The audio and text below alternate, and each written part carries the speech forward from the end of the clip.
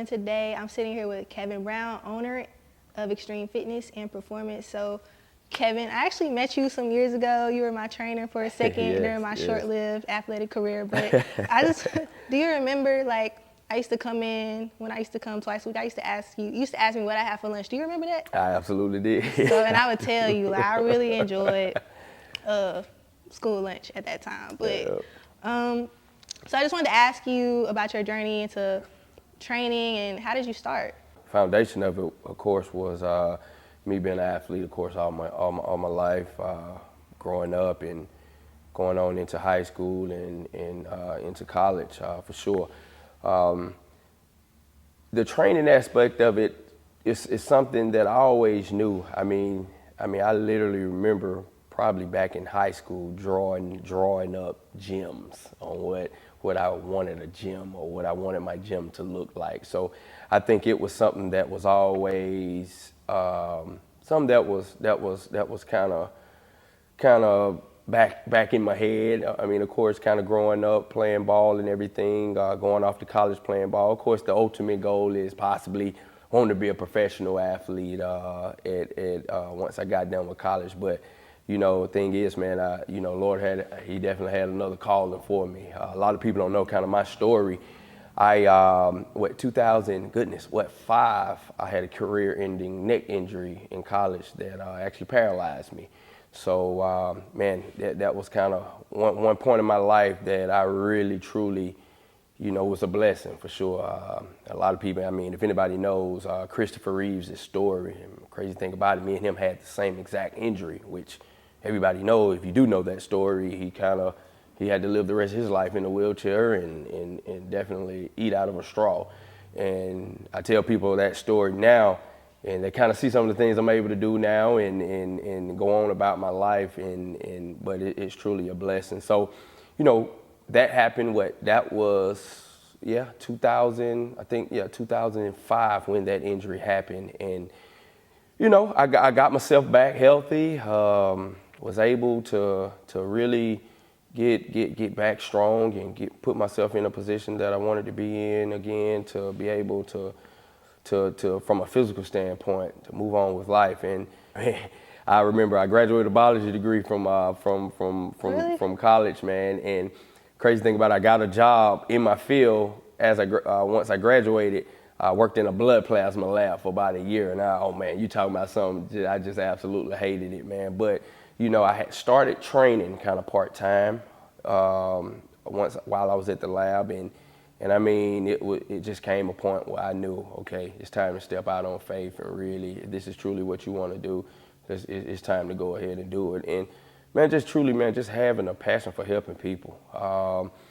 And definitely I think my niche is really truly helping kids, and that's kind of what I really fell into, and what really a lot of people in the area know me for is helping kids get to college. I mean, and that's something that I don't think it was something that how I want to say it, that I guess initially it was one of those things that I knew I wanted to help this kid, and the help that I was given and what I was able to do with these particular kids from a physical standpoint, they were able to go out and receive collegiate scholarships. So even to this day, that's something I never promised. The biggest misconception on me is if you go work with Kevin, you're going to college. No, that's not the case.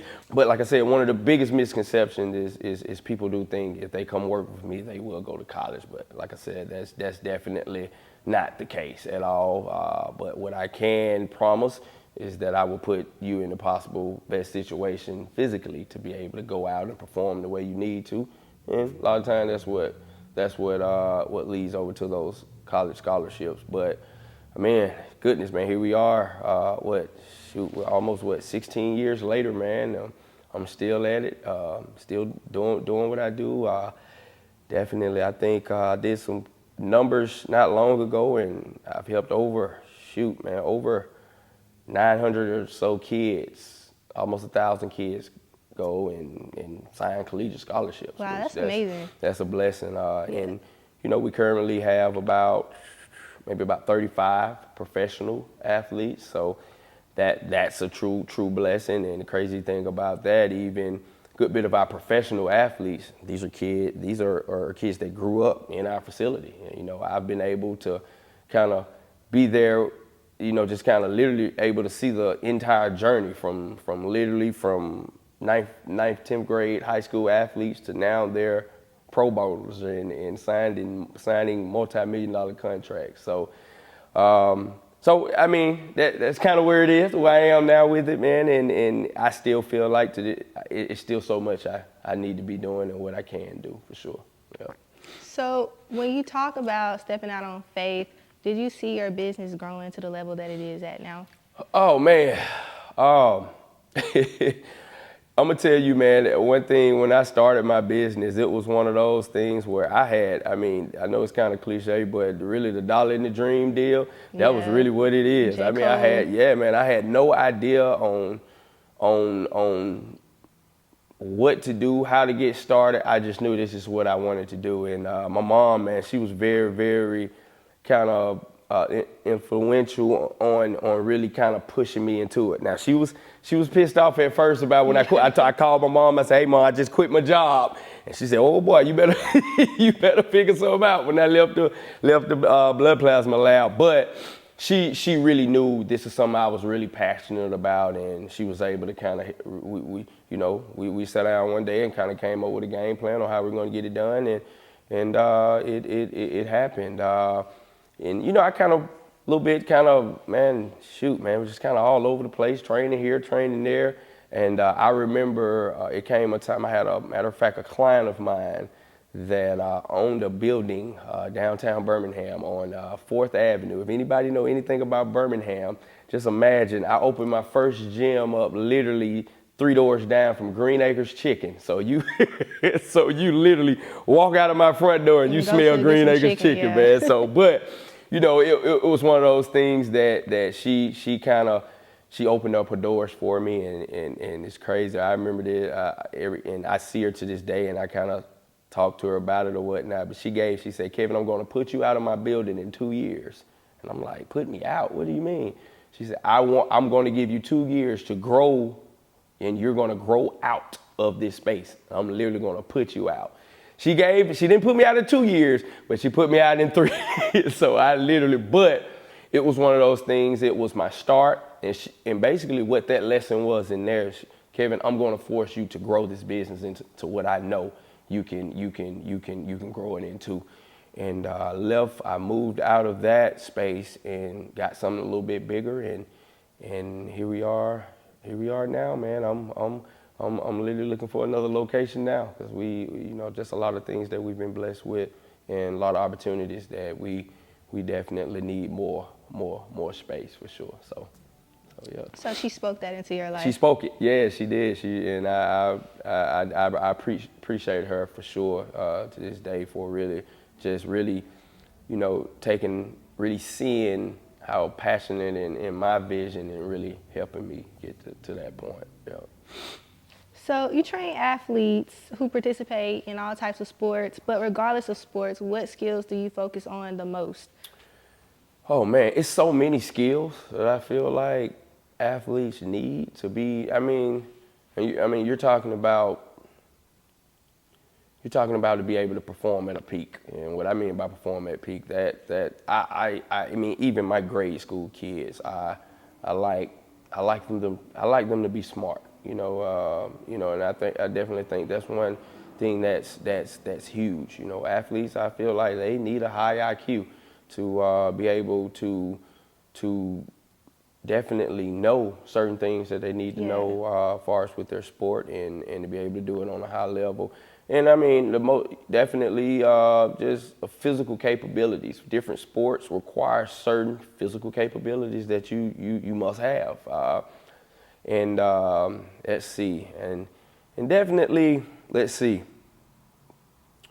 just the mental. I think the mental aspect of being a high performing athlete is so important. I mean, if you don't have the mental capability of being able to because athletes, man, it's hard. It's hard. Yeah. I mean, they go through a lot. They go through a lot. And you're talking about even from a collegiate athlete. You got to think about it. This particular kid, he or she is having to balance a lot. They're having to balance school. They're having to balance workouts. They're having to balance team meetings. It's a lot of things that they're having to balance. So from a mental standpoint, you have to be mentally strong to be able to go through a lot of that. And you know, I've had some cases where I've had some athletes that they didn't have. They might have had other things, the physical and everything else, but the mental aspect of it is one thing that they did lack, and they weren't able to make it. So if you look at a lot of your,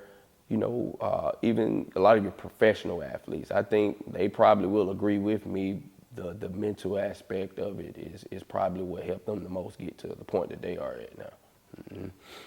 So as a trainer, you just talked about like the mental toughness, you talked about motivating, and you talked about watching your athletes grow. So how do you motivate athletes to reach their full potential? Because sometimes like you may need somebody to yell at you, like. Yeah. But I mean, I think one more thing I can add onto that list is self-motivation. I mean, you at some point you have to be self-motivated to really do what you want to do. If this is what you really truly want to do on a high level. But I mean, my job is motivating, and that's one thing I really kind of hold myself accountable to, that is being in a situation where I can continue to motivate, because I know, you know, what I do. It's days that athletes come in and they don't want to do it. They don't. I mean, everybody have their days, and one thing I always push is the day that you don't want to come in here, but you still push through it. That's the day that you got better, you know. And that's one thing I always stress. That's truly, those are the days that you really get better. And but I mean, at some point you have to be self-motivated, but like I said, I think a piece of my job is to dig it at you the best way I can. Mm-hmm. So, all right, I gotta ask about this name, Trainer from Hell. Where did that come from? Man, you know what, man? That name sort of came from. And I'm gonna tell you the crazy thing about it, man. It came from a lady that I trained, literally. Oh man, when I probably first started training in like 2008, it was a lady I was doing personal training for, and you know, she came to me and she just wanted to drop a few pounds, but she used to always tell me like, Kevin, I'm not getting ready to go play football. It's just one of the things. I mean, you would think I was getting her ready to go play a sport, but you know, that was one thing, and she used to always say, oh my goodness, you just a trainer from hell. You just a trainer from hell, and I think that just sort of stuck. It just sort of stuck over the years, and I guess the reputation that I think that I had kind of, you know, I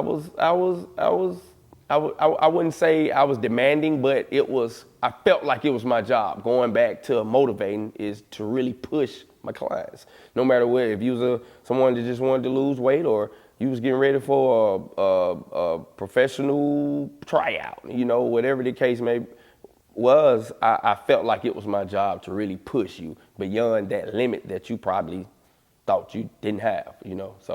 So it came from a client of mine long ago, man, and to this day, I see her all the time, and we still talk, and you know, she's still kind of training from hell. When she see me out, we could be. I think I saw her in a restaurant not long ago, and I mean, I heard this lady kind of screaming across the room, "Hey, trainer from hell!" So I'm like, "Who is that?" So I look, and there she is. But just kind of stuck with me over the years, man. But yeah, man, it's definitely one of those things that I feel like I don't think I better get rid of it for sure. Yeah. So, in any profession, the way you stay great at it and continue to be great is you basically have to continue to learn. So, how are you always learning? Oh man, absolutely. My profession is one of those things, and even now when I'm mentoring young trainers that want to, this is what they want to do. And probably one of my first things I let them know, like, hey, if you feel like you know it, you know everything in this field or in this industry, it's probably time for you to start doing something else. And that's what I take pride on, continuing to educate myself. One thing I try to do every year, try to make myself get a different certification or some type of specialization, or going to just different clinics, learning from other people. I'm not afraid to say it. I hate being the smartest guy in the room. If I feel that way, I think I'm in the wrong room. So I always in certain situations, I kind of feel like I almost like to feel like the dumb guy sometimes, because that means I'm learning, and that's just so important about this field, just in the field of sports performance or human performance in general. It's so much change. It's so many different things that we have to, as professionals, have to adapt to. I mean, you're literally having kids that are late bloomers. I mean, you're so what I mean by late bloomers, they're developing late. You got kids now, man, let's be honest. They're not even going outside playing anymore, or running, riding bikes, or anything to there. They're just kind of sitting at home playing video games on their phone, the things of that nature. So when you're talking about now, you got this kid from, now he's a ninth, 10th grader in high school, and he hadn't formed just those basic, qualities to run. Now they want to come like, well, coach, I want to play football, 10th grade or whatever. So now you're having to really teach them. So that's why you kind of see it's the increase of certain injuries are through the roof now. MCL, ACL, you're seeing a lot of Achilles, lower extremity injuries now, because, I mean, that's just what it is. I mean, these sports are so demanding, but kids are now developing so late. So that's one thing that I really kind of take, I make sure I'm on the up on far as certain things that I can incorporate even just within my training, just to help those things. Because, I mean, you'll be amazed some of the stuff I see. I mean, you have a kid, he would be, just say, one of the top athletes in the country or one of those things. But one thing that I struggle with this kid is really getting him to understand on something simple as how to run. But athletically, he's okay. But just a quality that he should be able, that you would think he would have, that's one thing that we have to really go in and fix sometimes. And yeah. How do you run? Tell me. I mean, it's certain, just far as body positioning, posture. When we're talking about a sport like football, it's a ground-based, force-driven sport where the more power and force that we put into the ground, probably the faster we're going to be, the more explosive we're going to be. So those are things that you have to kind of almost teach if you don't. And I mean, we'll just say the NFL Combine, for instance, one of the grand test of them all is running a 40-yard dash. It's a reason why kids go to a place and literally learn how to do that for 6 to 8 weeks leading up to the NFL Combine or their pro days. That's something that probably wasn't taught. So now you're having to really kind of get that kid to understand, okay, this is the right position in your body's supposed to be in. But you'll think this kid's a freaking possibly draft pick, but this is something I got to teach him on how to run, how to sprint properly. So it's so many different variables, man. They kind of go into it, but I mean, you'll be amazed. Those are some of the things that in this field now that you have to understand how to adapt to. You have to understand, and I think the human performance, strength and conditioning now is the gap is bridging between physical therapy, sports medicine, strength and conditioning, and performance is almost like a field that years ago it used to be kind of like a butt head deal. Now you see a lot of it merging together, so that's why, and reason being is I think the most important thing now is longevity, injury prevention, keeping athletes heavy. I mean, not heavy, but healthy. Keeping them, like I tell my kids all the time, your best asset is availability. If you're hurt all the time, you're really no good to your team or to your sport or anything. So that's why you really kind of see the gap is sort of, it's kind of closing and merging together now, because now it's all about the health and the resiliency of athletes now. Mm-hmm. So how important is diet? Oh man, probably it's one of the biggest missing links that I feel like is out there. Just for the simple fact, I always like to use you wouldn't put jet pep gas in a Lamborghini, right? I mean, it's the same. I feel like your body is the same way. If you want to perform at peak, you want to be able to be a high performing athlete, you have to make sure you're putting the right things into your body. So, and I think that's one of the hardest things, just from the simple fact, it's a big piece of it is just a lack of education. So that's why someone like me, I'm able to kind of educate that kid. And what I found out the most is it's not necessarily the kid, it's educating the parents. The parents are they're the ones at home cooking. They're the ones at home preparing the food for the kids. So of course the kid, the natural thing they're going to do is just grab the quickest thing or whatever they have in the house, which I may ask, hey man, what you ate for breakfast this morning? Oh coach, I ate a honey bun and a Gatorade. That's breakfast for them.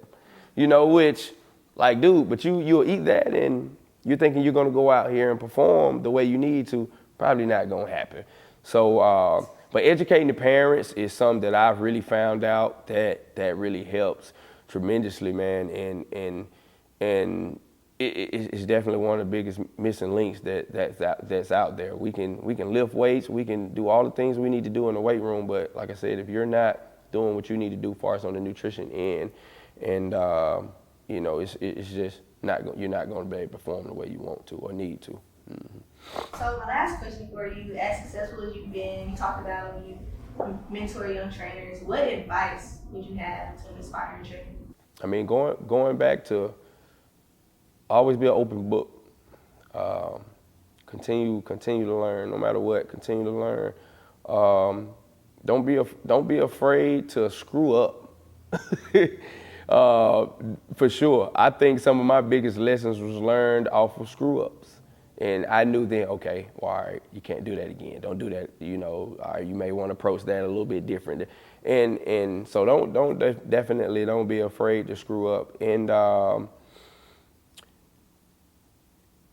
I think one thing is really, truly just being able to be a leader, to a sense, if I say that, just because I think being a leader in this field, to be successful in this field, is always because I have so many people that look up to me and look up to what I do, and so I think the biggest, you have to have a leadership quality for sure, because just so many. One thing I always take pride on is being in a situation for, I'll just say, man, a kid, for instance, and I won't call his name, but one particular kid that grew up in my facility, and he played college ball.